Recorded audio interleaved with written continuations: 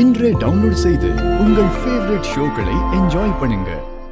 போன தடவை கும்பாபிஷேகம் நடக்கிறப்ப அந்த விருமனாலையும் அவன் சொந்தக்கார போலீஸாலையும் மாமா லாக்கப் வரைக்கும் போயிட்டு வந்தாரு. இப்ப இவங்க சொல்ற விஷயமெல்லாம் நைட்ல நடக்கிற மாதிரில இருக்கு. அப்ப மாமாக்கு ஏதாவது ஆபத்து வந்துச்சுன்னா என்ன பண்றதுன்னு தான் அக்கா பயப்படுறா. அவ பயம் நியாயமானது தானே?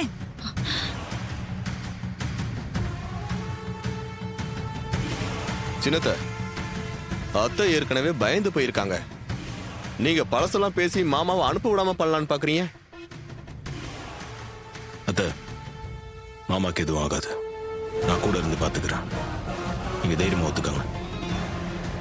ஈஸ்வரி, அதான் மாப்பிள்ள பாத்துக்கிறேன்னு சொல்றாருல, ஒத்துக்க ஈஸ்வரி, ஒன்னும் ஆகாது. இருந்தாலும் மனசுக்குள்ள ஒரு பயம் இருக்குங்க.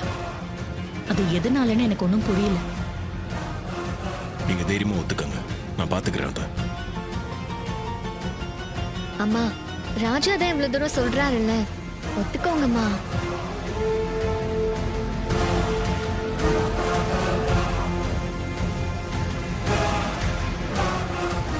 சரி மாப்பிள்ள, நீங்க சொல்றதுனால நான் இதுக்கு ஒத்துக்கிறேன். உங்க மாமா சாமி அடி ஊர்வலமா வரட்டும்.